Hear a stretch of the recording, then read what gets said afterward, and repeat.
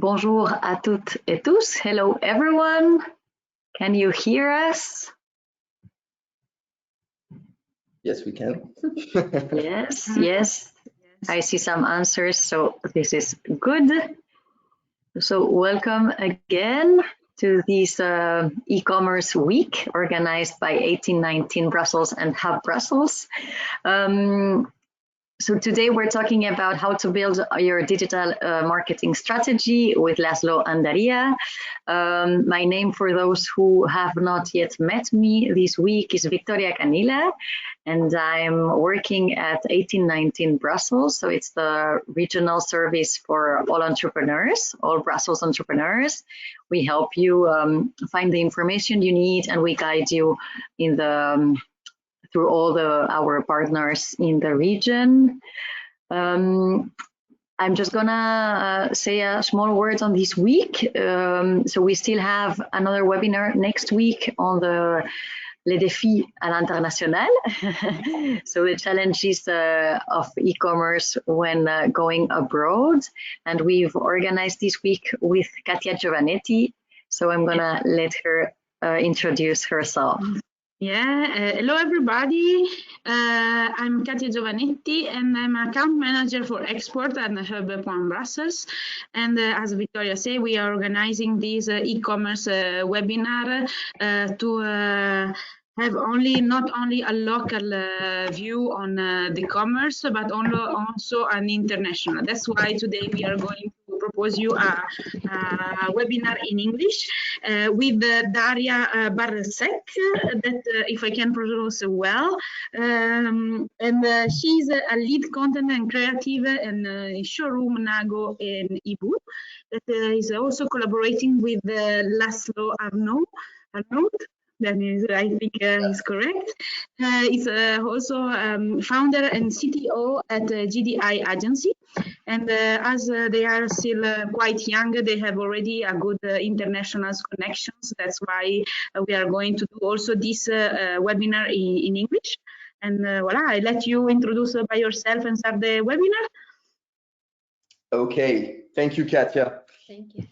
I'm maybe going to start broadcasting the slide.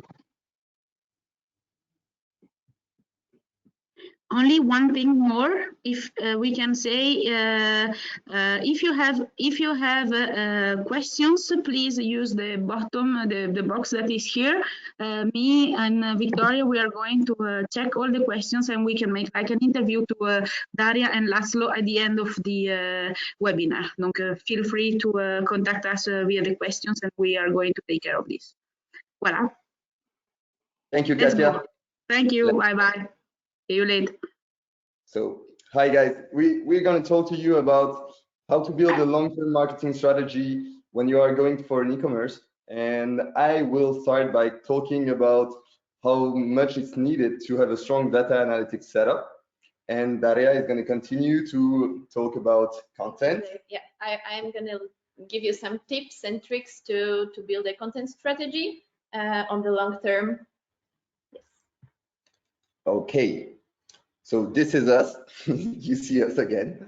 We are both involved in Popular, actually working as a startup in augmented reality, and we have involvements in other companies that you can go and watch on the slides later. I don't think that's really interesting for now. So data marketing. Yes, thank you, Daria.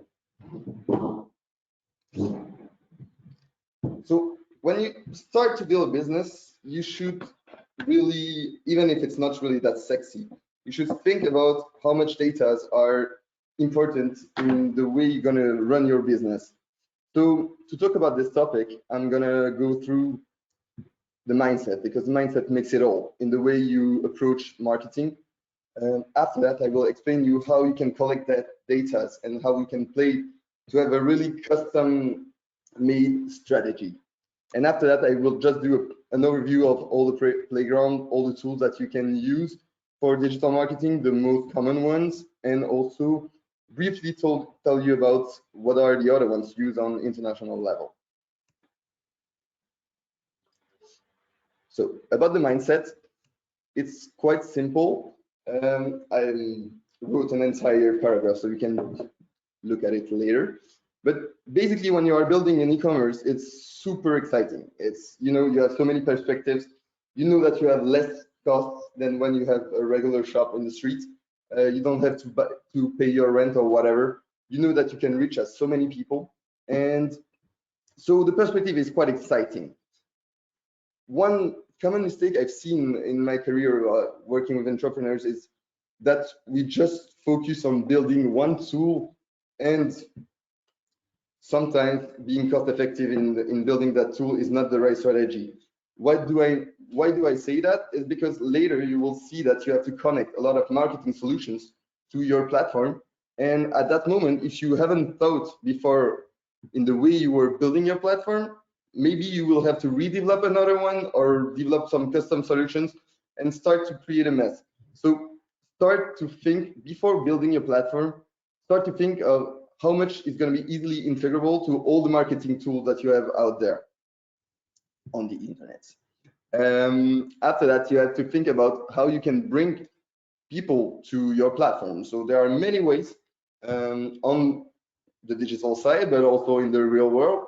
You have just to think about all the things you can do, and then think about how you can track every of these incentives that you're going to take to promote your platform. Finally, you should really think, it's a topic that not much people are talking about in Belgium from my feeling, how much you have to think about UX and UI. So UX means user experience, and it's really the way your user is going to go through your website and how seeing one information after another will convince him to buy your product. And the UI is basically the user interface, so it's how the page looks. Why do I talk about that? It's because sometimes we think that the UX UI we built was perfect, but we have to remember that all the audiences and everybody has different ways of seeing information. And so at some point you need to be able just to change your UX UI quite fast, so you can find the formula that works the best with your audience, so you can convert the most. On top of that, there are many audiences, as I just said, that can buy your product. And for each of those audiences, you can use a different message to promote your product. So by building a strong analytics setup, you will be able to track how every message to every audience works, which ones is converting the most, and if they are not converting, it's a learning still. So it's good that you have a strong data setup, because you can just remember all the hypothesis you did and that didn't work for the conversion. So every time you have an hypothesis that didn't work, you just get closer to the one that works. So that's why data are so important. And on top of that, you also have different channels. So you have different audiences, different messages, and different channels. And depending on the channel you use, again, maybe you should have a different tone in your message when trying to get people to your platform. Maybe you should try different visuals, different dynamic also, because you know, when you are going on Pinterest, you are going to share some super beautiful pictures or whatever. And when you're gonna go on TikTok right now, you're gonna dance and be fun. So also you should track what channels brings you who, and then see which one converts the most. And again, if you don't track it properly, you will lose all this information, and that's the drama. You should never lose any information. So day one, you should have your analytics connected, and so you can start trying to promote your platform. So one quick tip for the entrepreneurs who are looking for only one profile that can help them around this whole data marketing, UX, even some coding some points, you should hunt for the growth hacker, because it's a kind of a hype word, because it has hacker in the name, but it's really not much. It just means that somebody who helps you to grow better. And this kind of profiles, it's most of the time digital natives, and Those kind of people have skills in digital marketing, in coding and UX design.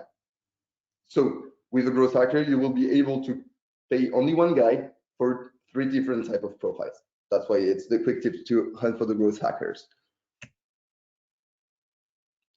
So right now I'm going to talk about really how deep you can go with data. There are an obvious call that everybody knows. It's Google Analytics.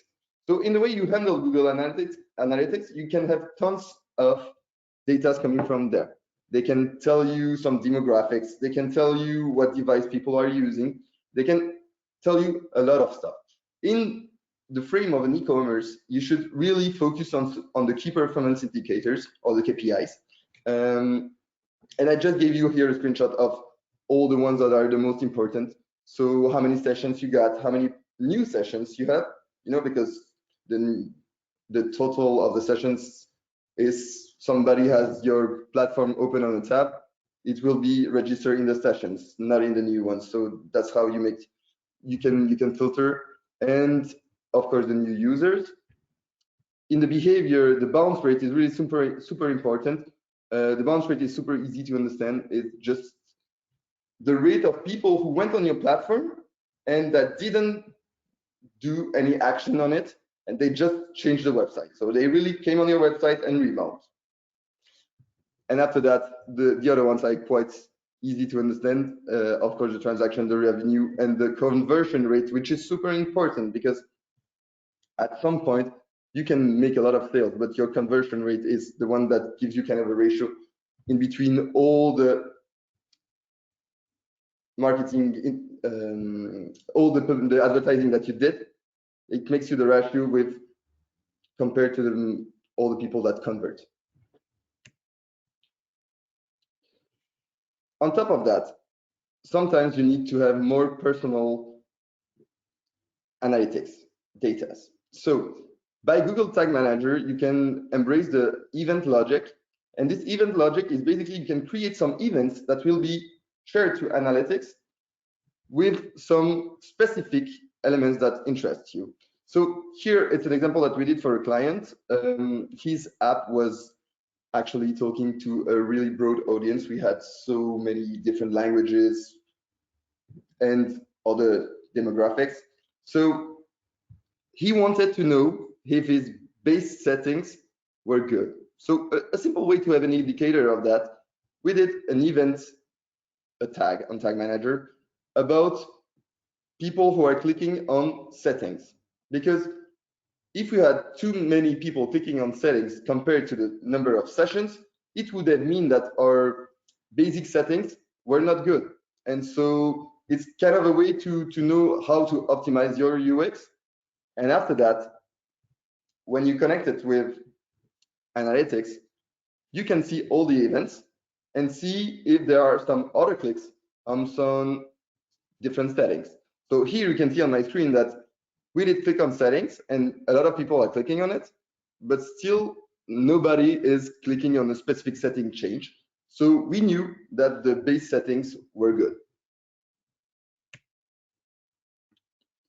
On top of that, Google Analytics and Google Tag Manager can be a bit difficult to visualize and difficult to handle because you have so many data. If you want to have an easier tool, you can go with Hotjar. With Hotjar, you're going to see directly on the map, as you can see on my screen, where people are clicking. And you can also see where is the average fold.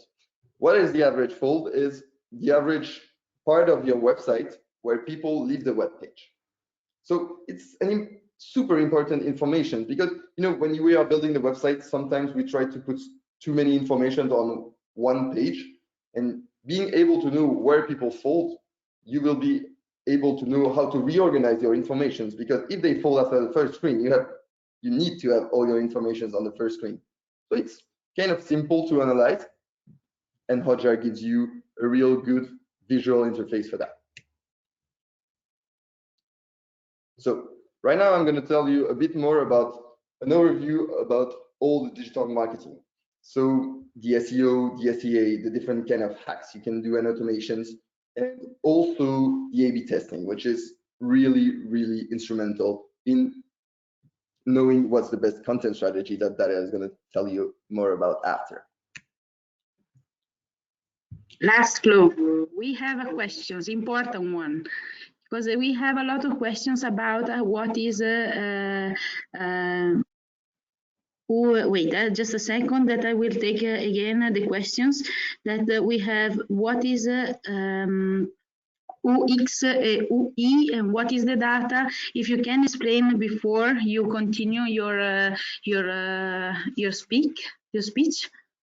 Give Yes. a little bit more details in a concrete way, because are more the questions, and probably it can be difficult to follow for the rest. Okay. Okay, so, perfect. Thanks a lot. Thanks, Katia. So I'm sorry, I'm kind of a geek, so all those kind of things are super obvious to me, and sometimes I just forget that it's not clear enough. So UX and UI is just initials for saying user experience. So the user experience is how your user is gonna navigate on your website. You know, the fact that first you see a big banner with a product, and then you see what are the values of the brand and stuff like that. This is user experience. The fact that you are able to directly check out from any page, this is user experience. It's thinking about how you're going to make people convert at every stage and trying to feel what's the psychology of your user at every page so you can ease his travel. So that's the user experience. The user interface is really how the website looks like. So it's the user interface of one page is just how the page looks like. Okay, so that's the difference in between user experience and user interface. Now about data, it's just a big word to say knowledge about how people behave on your website. So any insight that you can have, the fact that somebody is, you know, the gender of somebody, that's if somebody is a female or a male, that's a data. The demographics, so knowing from what city, what country, those kind of stuff, this is a data. Also knowing if people are using your platform on mobile or desktop, this is a data. And when I was just above telling you about this event I was doing with Google Tag Manager, I was basically creating a data because Google Analytics didn't give me that data that people were clicking on settings. So I created this data that I sent to Google Analytics. So then I can see that 27 people have clicked on settings. So it's basically everything, every information that you can get from people navigating on your website. I hope it's more clear. So let's go back to the overview about all the big concepts in digital marketing. So around SEO, I put the initial just below this time. It's search, and it means search engine optimization. So what's a search engine? A search engine is basically somewhere where you can search a lot of, you can just search for any website on the internet. So basically what's the most common search engine is Google, but you also have Yahoo, you also have Bing and Ecosia, because they are trying to help with the planet. So try to think about Ecosia. So that's it. That's for the search engine. The search engine optimization, basically, it's a topic that you want to go to because it allows people to manage to reach your website organically. So organically, what does it mean? It means that you didn't pay for it. You didn't pay a publishing fee. So there are a few parts about this search engine optimization. I'm going to tell you about content marketing, the text part. So everything's related to the text on your website and how it helps you of being referenced on the search engines. I'm going to tell you about the website optimizations because it's something that's quite important, and I'm going to tell you why on the next slide. And you also have the e-reputation. That's something that a lot of people are forgetting about. They're focusing on the search engine or whatever, but e-reputation is actually instrumental too, because forever, I think, people are kind of afraid when they are on the internet that, you know, there are scams and maybe some frauds or whatever. And so if you have a good e-reputation, you're going to reinsure your users that you're somebody they can trust. So, kneel before Lord Google. Why do I say that? Because in search engine, there are many topics that influence how you are referenced. All of that can be labeled under one thing, which is the Google Quality Score. So Google is trying more and more to show relevant information to the public. So for that, they engineered this quality score, which is based on many parameters. You can see on the slide that it's about the keyword relevancy. So the keywords that you are using in your website, do they match the product that you are selling? The click-through rate, to see how many people are clicking out of your website and in your website as well. You have the landing page, how your landing page is organized. Actually, Google is going to check if your landing page, so the landing page is where you land when you arrive on the website, is the first page you see. And what Google is going to check if the information is understandable. So if you did a great job at making people understand what your website is about, and they're going to give you kind of a score that's going to the quality score. There is the historical performances. So they're going to check how performant was your website and how many people were there at some over time to see if it's a website that people like. They're going to check the ad relevancy. So all the ads that you are doing with Google AdWords, they're going to check if they are relevant with the content of your website. So basically what they are trying to do, they try to positively inspire the community to do a great job. Because at the end of the day, if you check all those parameters about the Google quality score, they are just checking if you are making something understandable for your users. So basically they are trying to help. You have other factors that are relevant for the quality score. There are many ways to check that. I'm going to tell about it later about the website optimization. So when you are doing some content marketing in text, what does it mean? It's when you are writing a blog, when you are writing content on your website, you have keywords in that. There are a few rules, like how many times you should have the keyword on one page, so this page is referenced under that keyword. So let's say you are selling jewelry and you are doing a product page about your earrings. You will have to repeat the word earrings on your page. Not a lot, I think it's 3% of the words, if I remember well.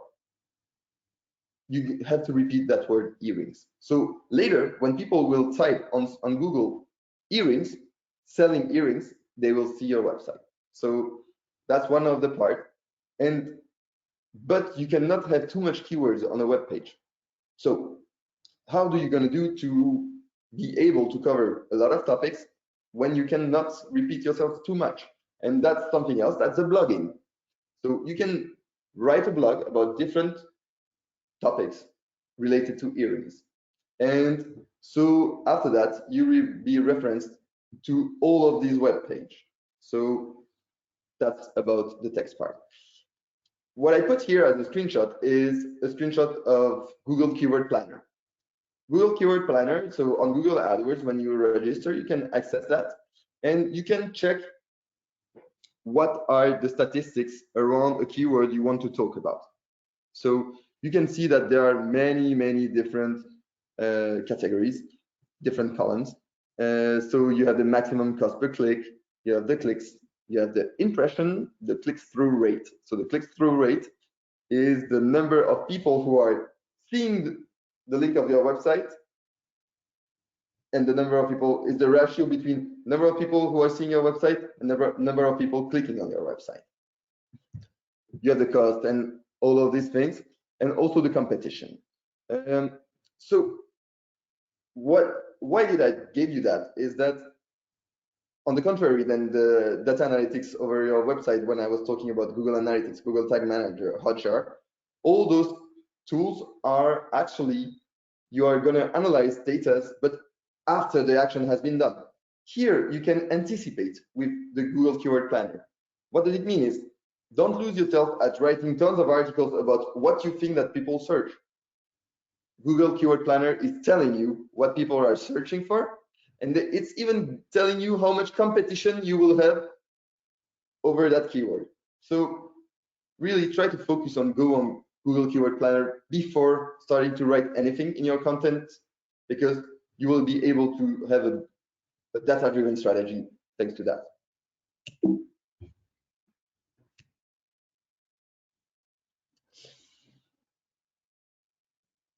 After you've decided what keywords you wanted to use in your text strategy, you will have to test it. So one easy way to do it is to test your content effectiveness with Yoast. Yoast is a plugin which works with WordPress and with some other websites. And basically, you just install it, you write your text and your article or the text that is on your web page. And after that, you can make Yoast check it, and he will say that maybe you said too much words, that maybe you repeated too much your keywords and everything, and until you have the perfect text content. Also, there is something else. In the quality score, as I told you, Google is checking how many people are going on your website. So at some point, if you have a super cool blog, but nobody goes on your website at the start, it's not really as performant as it can be. So one simple tip you can use is to start broadcasting your blog on Medium. So Medium is the world-leading platform around blogging, and it's actually super well done. If you don't know, go to it. It's really cool. And if you broadcast your blog, if you can, just throw your blog to Medium in the meantime, create an automation, or maybe not duplicate, because duplicating the content is not something that Google like. But if you broadcast your content to Medium, then automatically your content is going to be visible for a community of millions of people. So you increase your chance of people clicking on your article and going back to your platform. So increasing the number of people on your platform, and then increasing by then your quality score. Finally, there is one easy one, is try to reach out the press, because the press is basically writing articles all the time. So each article is a different web page. They have keywords in that, and they also send links to your website. So just try to reach the press and ask them to write an article about your business, your e-commerce. So after that, you will benefit from their backlinks. You will benefit from the keywords they use with your name in it. So the website optimization, as you know now, Google sends their crawlers. So crawlers are just robots that are going through your website, and they send their crawlers to analyze your website. So there are a few points that we always know it's important. They are always checking at, which is the mobile optimization, the robot.txt. So it's basically a file where you say to the crawlers, okay, you can check my website and you can show it on Google. You have the description of your image. So ask your developers to be careful about always adding a description to every image they put on your website, because Google is going to check if there is a description and going to give you a better quality score thanks to that. You also have the headers organization. So it's how you use, it's a bit technical, so it's something that you can talk about your developer, but it's how you organize your different type of titles and in HTML tags. Finally, don't do your website optimization on your own. There are tools for that. There is that Belgian startup, which is amazing, which is called WooRank. So you can just go on their website, throw the URL of your e-commerce, and check what do you have to optimize. You also have Google Test My Site and other ones.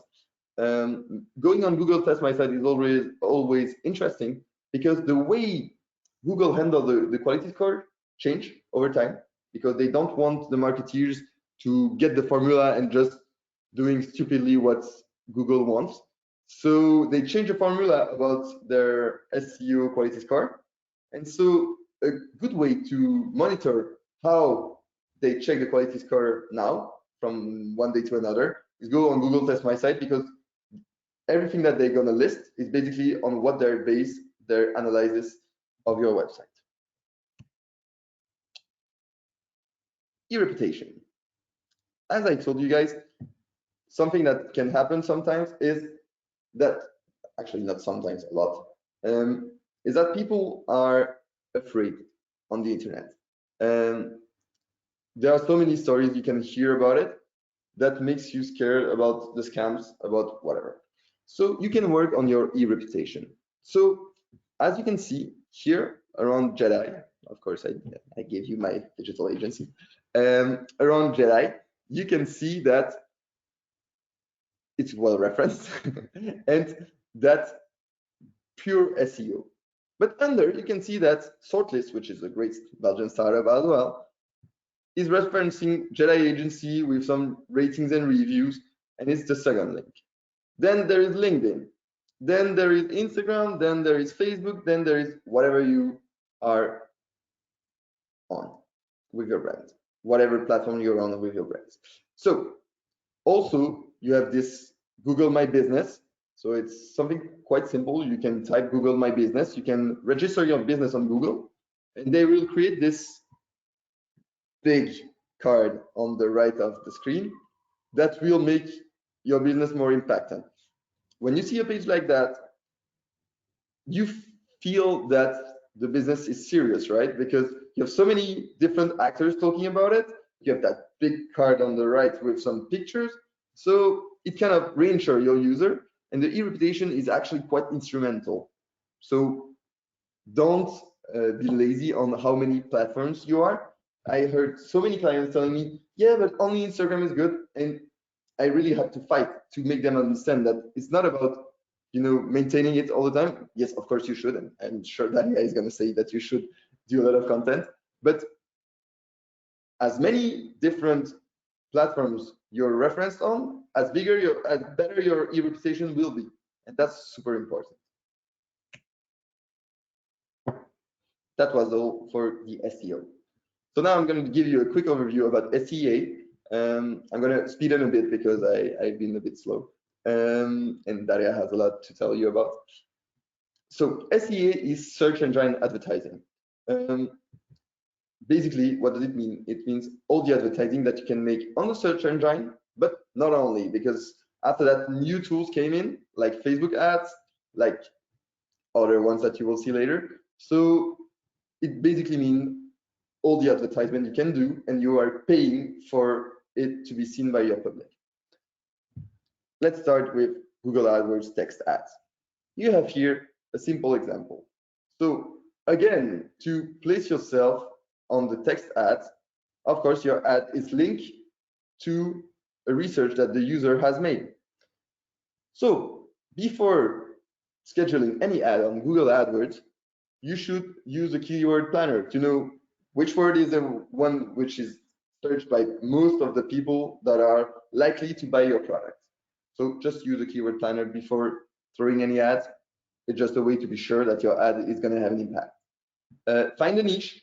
What does it mean? It means that you pay differently regarding how many competition you have on a keyword. Because, of course, sell your car here on this example, you can guess that many different car sellers are trying to put some text ads on those keywords. So either you're going to pay a lot for people to click on a word with high competition, either you can find a niche. So one keyword that matches your audience and that is likely to make them convert on your website after, and that has low competition. That's a niche. Also, don't forget that there are other search engines on the international level, and that a lot of people today are using some ad blocks. So text ads are super great tool, but with people with an ad blocker, most of the time you won't see them. So it's kind of a bet to go there, but still, it's a useful tool. Facebook ads. So Facebook, as you all know, we always see tons of advertising when we are scrolling, and it's basically an advertisement platform. And that's how they make money. So they are super productive in the new format they are proposing you, and you have to keep being up to date with what are the new formats they introduced. Because if you stay with one picture and all of your competition is using, like on this picture, augmented reality ads, it's going to be difficult to have an impact in the memory of your clients. So try to be up to date with what are the new trends and use them the most, because you want to have an impact. You want to increase the memorization in your audience when they see your ad. You want them to remember it. Remember too that the responsiveness of your ad is key. So you should look how your ad looks on desktop, on mobile, on iPad. It's really important because a lot of people are making the mistake to only focus on the desktop. But you know that now we are all always with our phones, scrolling all the time. So a lot of ads are seen on the phones, and you should be really careful about that. Play with all the channels you can. So Instagram is also the owner of, Facebook is also the owner of Instagram, of Facebook Messenger, of WhatsApp, stuff like that. Play with them all. You can send ads all over the place, all over the companies of Facebook. Play with them and check on your analytics then which one is the best. On top of that, I added you the audience insight. So the audience insight is basically where you can play about how you configure your audience. You know, you're going to say, okay, I want mostly women who are between 30 and 50 years old, who live in Belgium and who like sustainability. And you will see how much people you will reach with all these interests and demographics. Also, I added you a link about a little more documentation. It's basically linking you guys to the Facebook blueprints. So you will see all the documentation about how you can play with Facebook ads. On top of that, you have the website advertising. So the website advertising is either some advertisement that you will put yourself on your website and you will pay people to put their ads on it. Or you can use Google AdWords Display Network, which is the most common solution. It's often more expensive than the text ads, but as you can see on my screen, it's really more impactful. So yes, it may be a lot more expensive actually. It's €2 a click most of the time, sometimes €1 a click, but still, the impact you get is way more interesting, and the people who are going to click on that are most likely to buy. So it's a good bet, from my opinion. After that, remember that when you are going on search engine advertisement, remember that when you are in Belgium, of course, we are all using Google or maybe Ecosia, but at some point, you also have people who are on other search engines. And mostly when you are going on international, there are a lot of channels that we use less here in Belgium, like Twitter, like Yelp, like Bing, and you can still advertise on them. So don't forget about them. Of course, you also have LinkedIn, but I didn't mention it too much because my statistics for all my clients are not really good on that. So I don't feel it's the best tool to advertise on. Finally, you have the additional tech skills, because as I told you at the beginning of the presentation, you should hunt the growth hacker. It's all those additional tech skills that allows you to promote better your products. And so for that, you have the automations, which are called hacks for the cool people, just if you want to look cool or like a hacker or more dark webbish. And also you have the A/B testing. Here, I added you one automation, which is one of the most famous and I think one of the most brilliant that I've had, is the one that made Airbnb. So at start, the founder of Airbnb was, you all know this platform, right? At start, the founder of Airbnb created his platform and had some ads. But at some point, not enough people were going on his website, so not enough people were booking some places. So at some point, they created that automation that automatically creates an ad of Airbnb on Craigslist.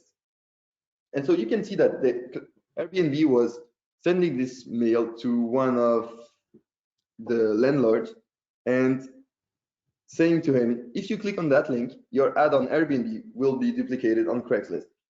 It's a simple automation that changed the game because Craigslist had millions of users, and by the time Airbnb had not much. So all the Craigslist users were seeing those ads about amazing venues where they can book the place for a low fee. They clicked on it, and it created a lot of traffic on Airbnb and started to build their reputation. Finally, the one over UX and UI. So to remember, you guys, UX is user experience. But the user experience can be different at some point. You can see here that just by changing the picture, actually the user interface changes, and maybe I'm gonna convert more people with the first picture, with the girl, which is more for one kind of audience, who are more people who like photography, who likes to have simple basics styles. Or maybe on the second picture, you will have an audience which is more adventure oriented, who likes to go to go cycling or sailing or whatever. And you know, it's basically the same message. You just change one word or change the picture, and you will have different conversions on it. So there is this topic which is called the A/B testing. With some tools, you are able to create two versions of the same page. And randomly, when people will come on your website, they will see the version 1 of your web page or the version 2. And if you have a strong data analytics setup, you will be able to know which version had more conversions. So it's really important to go deep into all these hypotheses you can make with your audience and to track them with a strong data setup. Then you can A/B test how many hypotheses you want. And basically, you have some tools to create those A/B testing as well. And I will send you a mail later after this presentation with all the tools that you can use. So that's it, guys. All I had to say about data analytics, and I'm gonna let Daria now tell you a bit more about the content and how deep you should go in your brand strategy. Hello, guys. Okay. So I want to refer to what Laszlo said about the one moment. Okay. About the data and why it's super important to follow them. I'm coming from the fashion industry. I worked with the e-commerces, with fashion brands, and I was focusing on developing their Instagram, their e-commerces, and also branding strategies. And I don't know if you know how Zalando, I guess you all know Zalando if you're interested in e-commerce, how Zalando started. So actually it was two guys who did the little e-commerce with the flip-flops, and they did it because they wanted to see, it was like more than 15 years ago, no, 12 years ago actually. So we didn't know a lot about how the user behave on the website, right? So what they did this test e-commerce with the flip-flops just to check how the user behaves while shopping online, right? So suddenly they got that because of A/B testing all the time, they know exactly what is the best solution. They sold all the flip-flops they got and decided to start like coming with new products to their audience. So this is how basically it all started. Now it's the leader of fashion e-commerce. And why? Mostly because their strategy is to A/B test everything. So even sometimes you can see that when you're gonna go twice the same day to the same website, you're gonna see that, for example, homepage looks a little different because they are testing which banner will you click, or I don't know how the navigation works. They are really testing everything. So they really know their customer. But getting back to the content, because I want to tell you how the content changed and how the meaning of content changed. When I started working with content on e-commerce, it was around 7 years ago. My main tasks were basically to do the blog, because obviously brands started to get that it's not only about selling, it's also about inspiring. Plus, it's important for the SEO. But also, what was super important were social media. It still is, but the focus is different, because when I started, it was basically we want to have lots of likes and comments too, but likes were the base, let's say. Right now, it's really changed. It's not the same thing anymore. Right now, it's really about having a good conversation with your customer, and it's super important how you're going to build this relationship, because what's changed is that right now you need to think about the customer really as if it's your partner, like it's 50% to 50%, let's say, because without you, obviously the customer will not buy anything. But if the customer is not buying, your business is basically just a theory. You can have the coolest website, you can have the prettiest product, you can have really the super cool idea, but if you're not cooperating with your customer, it's not a business. I also feel that right now, because of the crisis that we have right now, the meaning of content can really change. I really, maybe I'm too optimistic, but I hope so, because I feel like it's going to be the new verification of the content. Really, the brands that are going to survive are mostly the ones that were able to build the good relationship and the trust in the customer. Why is that? Because obviously people need less right now. I know that you're probably coming from different markets. I'm thinking mostly through my experience, so it was usually fashion. But I actually feel that is good that I'm coming from fashion and talking to you, because it's quite a wide market when it comes to content possibilities. So people need less right now. Obviously, you're not gonna spend as much as before for the new dresses, for new pretty stuffs, because you're not gonna go anywhere, right? And it's a huge motivation. People buy a lot the things that they want to show than really to use. It's true.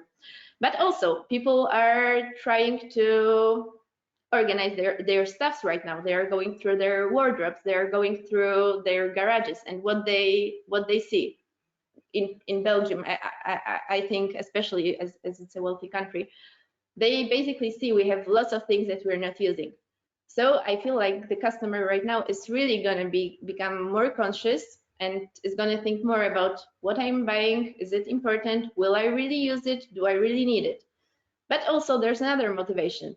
There are people who are not in, let's say, this bad situation, and they want to support their favorite brands. And it also happens. But who do you think they're going to support? Obviously, they're going to support the ones that were in a relationship with them, right? I also always think about it kind of as a first date, like doing the content strategy. Because how do you feel like when you're going on a date? How do you feel that the other person should behave? You want him to be interesting, right? You want him to know what he's talking about. You want to feel the good quality in the person. You also want him to look good. But what is super important, you don't want him to try too much, right? And this is you don't want also to feel like you can be used by the person. And it's exactly the same with building the content strategy. You need to step by step try to build this relationship, but don't rush too much, because it's not only about buying. So I want to show you 2 examples of people who are doing it super good, actually brands who are doing it super good. The first one is from my playground, let's say. So it's a fashion designer, Jacques Mousse, and why I feel he's really a master of content. So basically, you can see his feed, his Instagram feed here, and what he shows. He shows his pictures from childhood. He shows art. He shows beautiful nature that he's surrounded by. His mood boards, beautiful pictures, basically everything that inspires him, and that's really his word. Why is he doing it? Because he totally gets how to build a relationship with the customer. He knows it's not anymore about selling a product. It's about selling the whole concept, the whole word that your brand is surrounded by, right? And why is he doing it? Because when you are a customer, you're looking, or a potential customer, and you're looking for this kind of word, what do you feel? Maybe not each of you, right? But the customer that he's trying to reach. he's thinking like, whoa, his life is so cool. He is such a cool guy. He's the whole thing that he's showing me is really inspiring. It's really interesting. I kind of feel like I want to be in this world with him. Like I want to be in his crew. But how can you be in his crew? Obviously, if you don't know the guy, you're not gonna be at his apartment, which looks super cool. But you can get to his gang, let's say, by buying his product, right? You're gonna be one of the person in the crew. And he knows it. So how he plays with it. First, for example, he offered, like last year, it was really a hit on Instagram. You can see this tiny bags that he's selling. Why is he selling it? Obviously, no one will put anything in it, and he knows that he's playing with it at the caption, right? Asking, what will you put inside? Obviously, nothing. So why did he do it? And is it selling? Yeah, it's selling. But why he did it? Because he knows that people will more probably buy accessories, because it's quite an expensive product, right? But they still want to be in a gang, so they're gonna buy whatever he's gonna propose, just to feel I'm one of them, one of his gang, his crew. Also, another product that he's proposing is, for example, this bags for oranges. It costs 165 euro. It's a lot. It's not something you need in life at all, but still it's selling, and he knows how to do it. Second brand I wanted to tell you about, and I really think if you're interested in content, you should follow both brands on social media, even if you're not interested in cosmetics or clothing industry, because they are really the masters when it comes to building the content. Glossier is a cosmetic company that was the founder of the company is the former beauty editor for Vogue. She did the blog Into the Gloss, and then she decided to start her company. Why it's so successful right now? It's worth more than $1 billion. It's a super success. She totally revolutionized the market of cosmetics. Why? Because she totally got who is her customer and how to play the game with him. So first of all, she was asking lots of questions at the beginning. Like at her blog, she was asking what kind of cleanser is your dream one, right? What kind of cosmetics do you miss in your suit, in your case, and this kind of things. And based on the answers she got, she really prepared the products. It's super easy, but really not many brands are asking their customers what do you exactly want, and it's a huge mistake, because that's why you're doing the thing, right? The second thing, she built a really good community. How she did it? First of all, for example, there was this group on Facebook. I don't remember the name, but it was something Into the Gloss. She built it basically for her customers, just so they can share their information about some tips and tricks regarding skincare routine or cosmetics. But it was not only about the products from Glossier. What she found out is, and it's quite obvious, people are never using products only from one brand, right? Especially cosmetics. And actually, it was one of the brands that was the first one that said, okay, we're fine with that. You can use also other cosmetics, but like try ours, and maybe you're gonna pick the one that's gonna be the best for you. And this was quite a new approach, because actually, for example, in their YouTube videos, like Get Ready With Me or this kind of contents that they are producing, it's quite a new thing that influencers are using different brands. They are saying, yeah, I like Chanel for lips, but I like eyeliner from Glossier, and it's really something that you can feel is true, because no one will. I don't think anyone like, yeah, you get it. Like it's basically building the trust.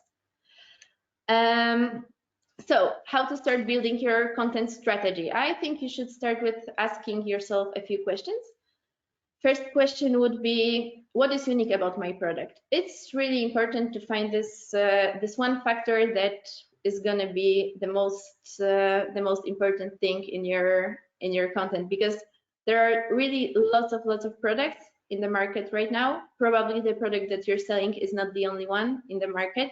So what is super important is really to find the way, the uniqueness, on how to communicate it so the customer gets, okay, I really want it. And how you should do it. Basically, yeah, as I said, products, like range of products is really insane right now. And no one is really thinking about the products right now. It's more about the emotions, and this is the important part. So what's the next answer? The next question you should ask is, who is my audience? And after, not only who is my audience, but also what my audience needs, right? What are the needs? What are the emotions that she wants to share? And this is how you should really play with the content. It's really not about what she needs, what he needs as a product. It's about what kind of emotions this person needs and how we should build the relationship together.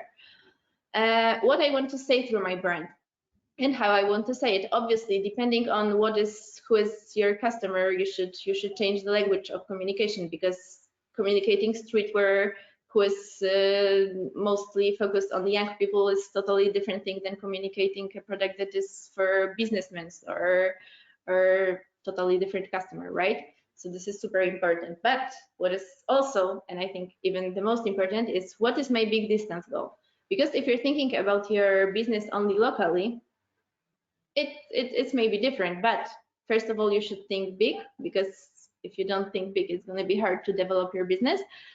But if you think big and you want to go out of your comfort zone, out of your country, you want to be really a brand that's, I don't know, that's available in the whole Europe or on the whole world, you really need to think about your communication wider, because it's not a local thing anymore. You need to really find a way how to do it consistent in each country, but still understandable for different customers. So it's not really an easy game, and I'm not going to give you a recipe right now. I'm just giving you the knowledge on how to think about setting the strategy. What you should also do is obviously do the market research and check your competitors, but not because I feel you should copy them, right? It's more about actually looking what they picked as their uniqueness, what they picked as their strength, and try to pick something else. Check what are their weaknesses, what can be actually your benefits, because they didn't get there yet.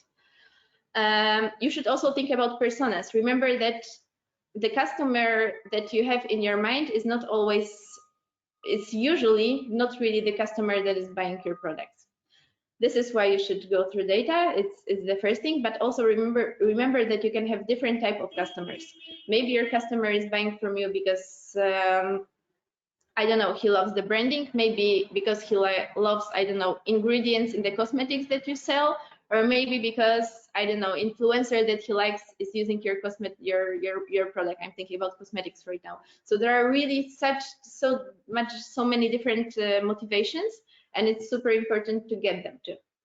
What also helps me usually when I'm starting preparing the strategy is to prepare the content calendar.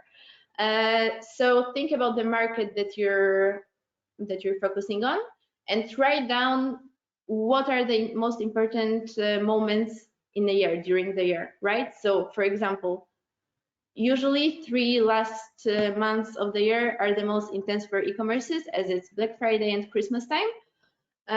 But sometimes there are just events that are perfect for promoting your products, right? Like, for example, if you're I don't know, a brand that is producing sustainable product, there was the Earth Day yesterday, so it should be also in your content calendar, so you have the whole overview on how to prepare the promotion strategy.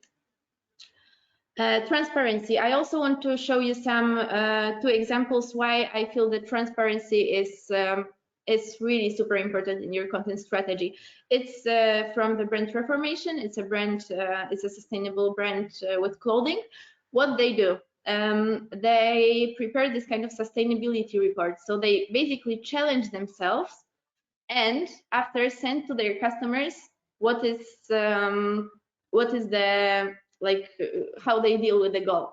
So, for example, here on the slide, what you can see is that they divided all the fabrics that they are using in categories. Some of them are super good, right? It's the ones that are certificate and super eco-friendly, but they also use the ones that are not perfect.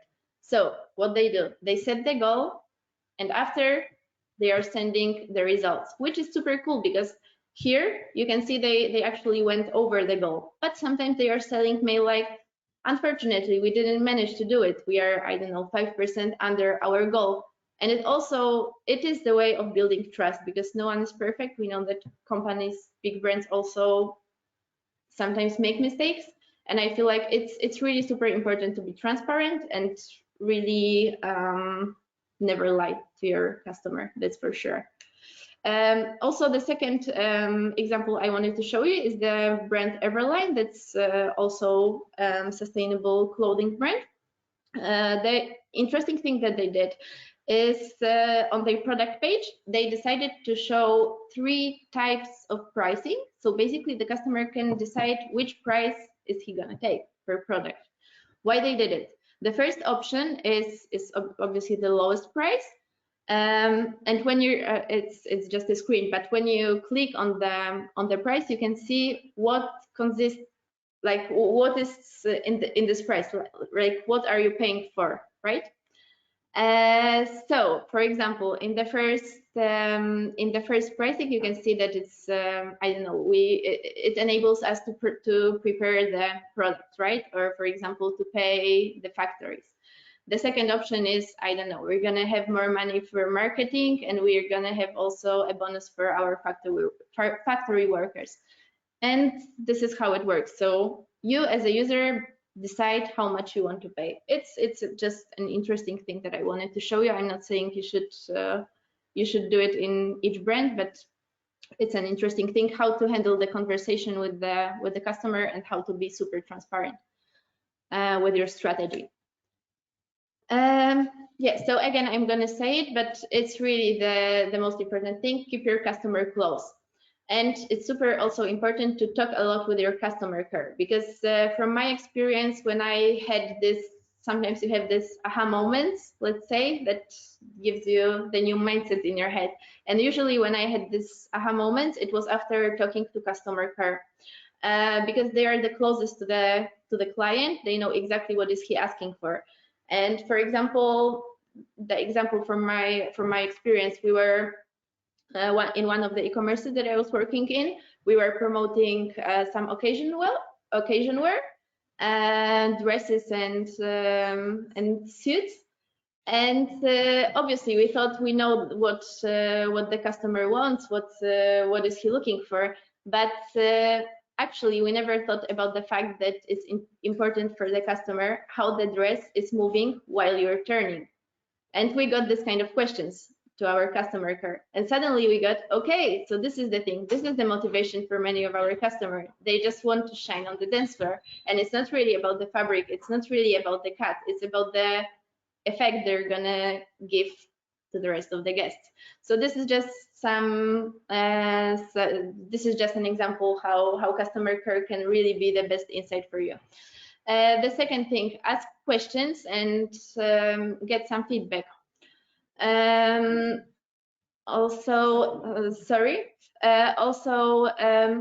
Invite the customer and engage him. For example, if you're thinking how to prepare your collection, how to prepare your new drop, how to prepare your new product, you're hesitating between some ideas. The easier way to get to know what is the best decision, just ask your customer, right? You can do it on Insta story. You can do it while, for example, customer care is talking to your client. Really, it's a super good practice to ask your customer what they want, because at the end is the one who's gonna buy the product. Make your customer feel special and respond quickly and always politely. It's really super important that the customer feels that you're treating him like a partner. So if, I don't know, you see someone tagging your brand on an Instagram, always leave a comment or leave a like or start a conversation. Just really try to make the customer feel like you care about him. Also, if someone is criticizing your brand, never go too aggressive, like never be aggressive, never be like, really, you have to always be super polite. And even if you did mistake, just say it right away. Yes, we made a mistake here, or we're just trying to, I don't know, do something new, but in small steps. Give us some time. We're still a small company. You can still make mistakes, actually, because most of you, I guess, are from new companies or from smaller companies. So it's really okay not to be perfect, and it's super important. Never lie to your customer, because if he's gonna find out, he's never coming back to you again. Yeah, and important thing, content builds relationships are built on trust, and trust builds revenue. So this is again the thing that I'm telling you about. It's really super important to treat the customer like a partner, not like just a customer. Product presentation. I'm not going to tell a lot about it because we're quite late with the topic, but what is super important is good pictures are really the thing and are super crucial regarding the decision. Also, customer doesn't want a product, he wants a solution for his needs. And here on the screen you can see it. It's glossary again. I really recommend going to their website because it's a cool experience. And what do you see is the biggest communication in here? Obviously, it's lip gloss because it's the product. But the second one, it's a high shine without the thickness, and they totally got it. They totally get why women buy lip gloss, because they want a high shine. Why they don't like lip glosses, because it leaves the thickness. And you don't really have to go through ingredients. You don't really have to go through anything. You have your solution right away on the product page, and this is how the customer gonna decide if he wants to buy it or not. Also, super important thing, no secret policy. So if there's something about your product that you feel the customer should know, tell it right away. If it's, I don't know, a little oversized, or there are some specific attributes regarding the product that can be important, tell it right away, because the worst thing in e-commerce that can be are basically returns. So we don't want the customer who's confused with the product that he got, right? Back to data. So Laszlo told, I think, a lot about the data, and you know all the basics that you should know, but just three things I wanted to add. Page views and bounce rate. This is what you should check when you want to check, for example, if the landing page or any page on your website is working good. Because, for example, when you're gonna post a post on social media, let's say that you're posting your new product on social media, and then you're checking the page views. It shows you basically if the post was good, was engaging. But there can be lots of page views, but there can be also a bounce rate that is high. What it means? It means that it was not really a good content on the website, because many people came to your website, but they decided to leave. They didn't like what they saw. So it also can give you some, let's say, tips or new ideas on how to manage the content on your website. Maybe it's, for example, the product is already sold out, so you should take some action, right? Maybe, I don't know, the picture on the website doesn't look as good as on social media. Try to take a better picture. There are lots of reasons why the bounce rate can be high, but it's really important to check the products, the website that are having this problem. Time spent and click rate. It's basically something that tells you about the quality of your content, because even if the customer didn't buy the product, if he spent lots of time on your website, it means that he liked the content, he is quite engaged, and maybe not this time, but next time he can buy it. Numbers of transaction, revenue, and conversion rate. I think this is quite obvious, because that's basically why you're making a business. You want to have conversion on your website, but that's exactly what Laszlo told you about. So I'm gonna go further.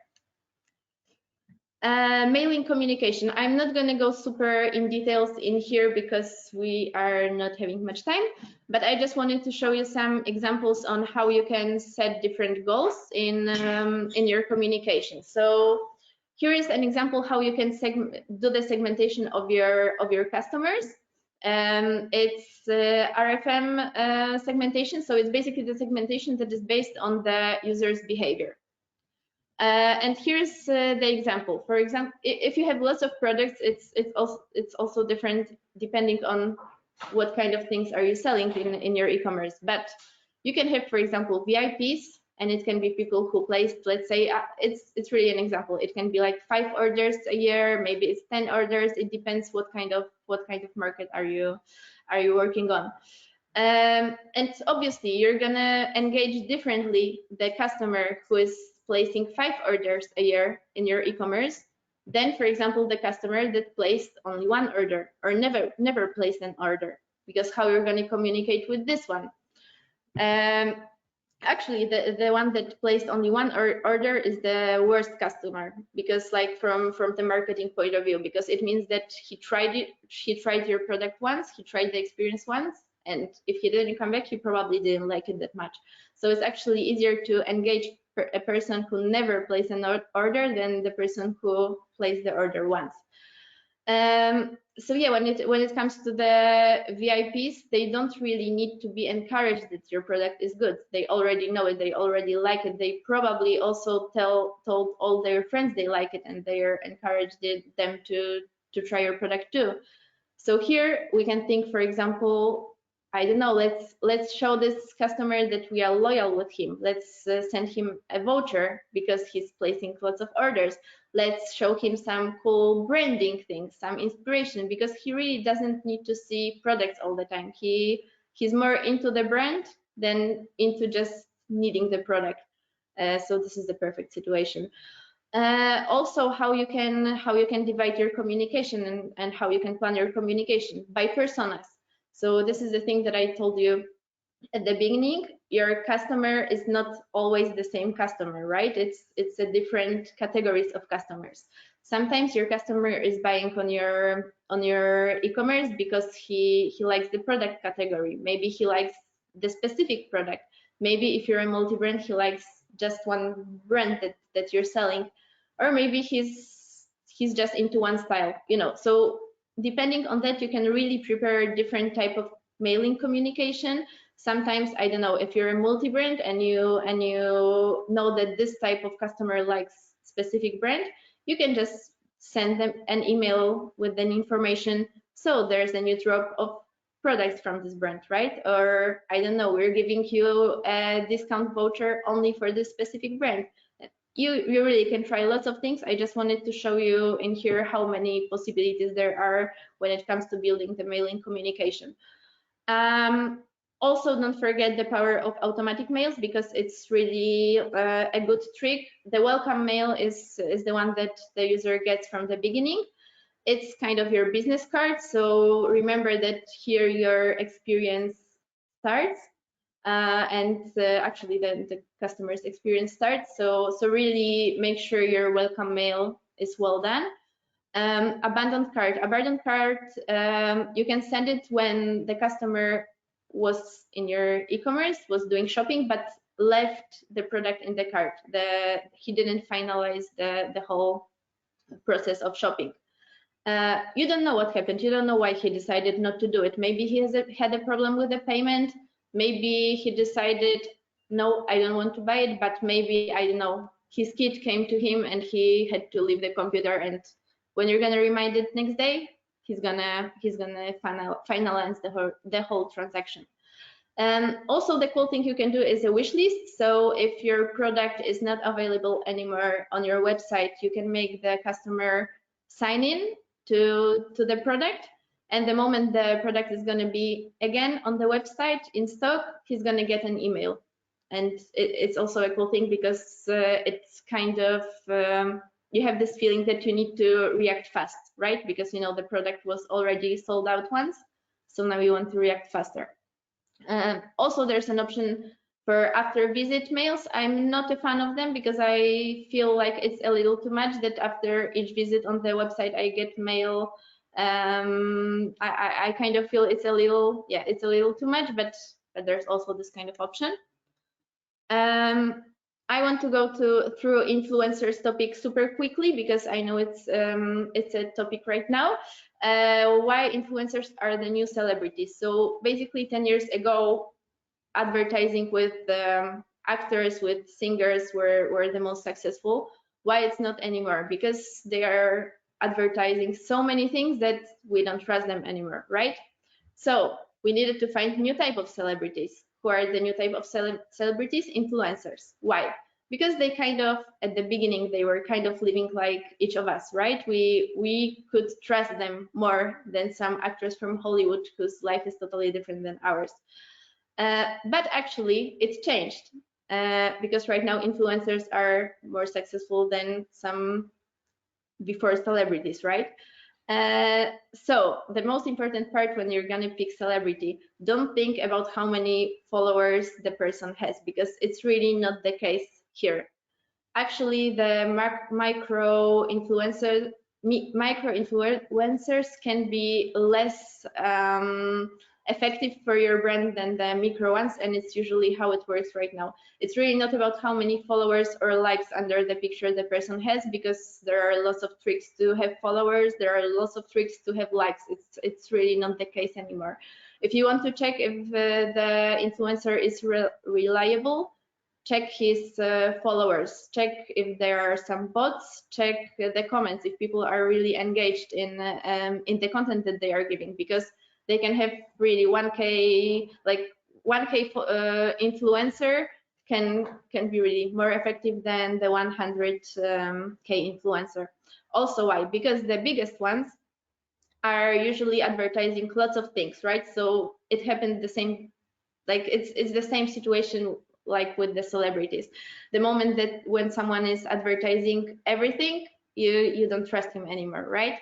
You want the one that's really picky regarding the product that he wants to show.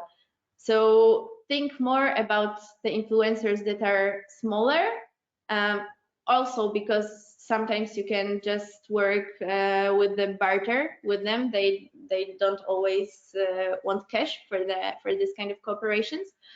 And actually the audience of the smaller influencers is usually more engaged, and this is at the end what we need, right? We don't want only the outreach, we really want the customers to come to our website at the end. How to measure results? I can see you, yes? Sorry. Me too. Okay, I'm going to the last slide. So just to end the topic with the influencers, I think actually it's the last slide. I just wanted to say that you cannot really measure the results super effectively. You should just wait a little, and because it's more a long distance investment. Okay, just super quickly, common mistakes: wrong data analyzing, overpaying influencers. So again, try to pick the smaller one at the beginning. Invest in good product pictures and good content pictures. Don't use too many discounts, because it's also not the case, because the customer will never come back again without the discount. And also another topic, don't overestimate the homepage, because lots of users are coming not to the homepage but to the direct page of your website. So that's all. I'm not sure if we still have topics, time for Q&A. Thanks a lot for your presentation, and also to Laszlo for the presentation. That it has been given a lot of details, and your inspiration part was very full of information. Then we have a few questions that we can give you, if it's okay for you. Then we are going. I'm going to get back some questions that are the most important that we had. For example, if we are taking, for example, Daria, we are thinking about the SEO. And the question is, we have a website in 3 languages, English, French, and Dutch, and the SEO is green for some languages and red for the others. But we are using the same keywords and transition words. What is the difference? What is the difference? I'm not sure if I get the question. So what is the difference for SEO with in different countries, right? Words and transition words to have a Yoast SEO green. You have I'm not sure if Use the SEO green. I think it's mainly something for me, maybe. Oh yes, probably. Probably it's me that I make a mistake. So the thing is, when you are doing, it just means that your content is not well designed around the other language, basically. So you should just check. Yoast is going to tell you why it's not well optimized. It's maybe that your keyword is repeating too much. It's maybe that you just duplicated the content, or the translation is not good. There can be many reasons that why in another language it's not good, but Yoast is giving you the insight. Maybe you can also check on other countries coming from other ways to see what's the difference. What's the best practice in having a multilingual website is sometimes to have different servers, so a duplicate of your website kind of in another language. You also have the tools who are using artificial intelligence to translate, like DeepL or stuff like that, who are already super SEO optimized. So there are a few tools, and we're going to send them to you right after. There is no exact formula. It actually depends on the context of the business. Perfect. Then probably one or two more questions as the time is running after your good presentation. Then there are questions about e-reputation and about the referencing. I think about e-reputation, what would you say if does the fact that you have several links toward the big partners on your website influence your Google quality score? Yes, it's true. Having a lot of backlinks is going to give you a better quality score, but that's not really related to the e-reputation. The e-reputation is how does your business looks over the internet, and you have many tools for that. You can go to and subscribe to Google My Business. It's free, but you can go on Google My Business, register your business.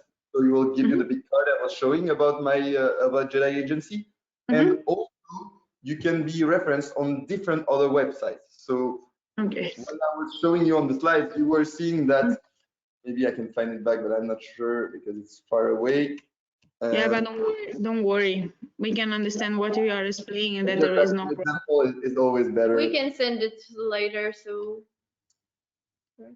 yes. So here you can see that you have the big box on the right, which is Google My Business, and under the website of Jedi Agency, you see that you have Jedi Agency on shortlist with some ratings. You have Jedi Agency on LinkedIn with some ratings. The same things over Facebook, Pinterest, Behance, whatever tool.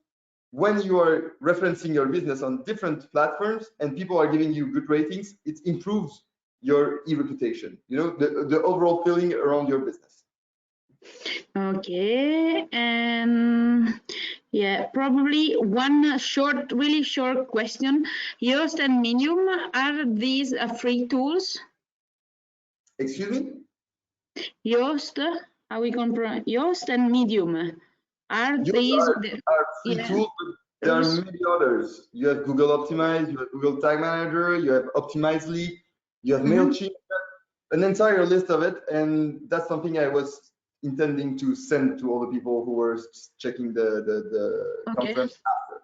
We can add that on the last slides then. Perfect.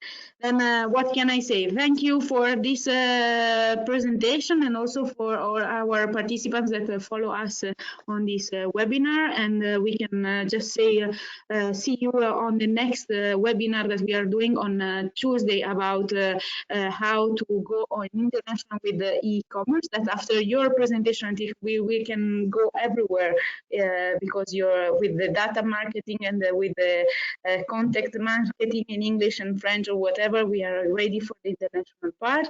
Then, well, thank you, and see you next time. Bye bye. Thank you. Bye bye. See you. Bye. See you.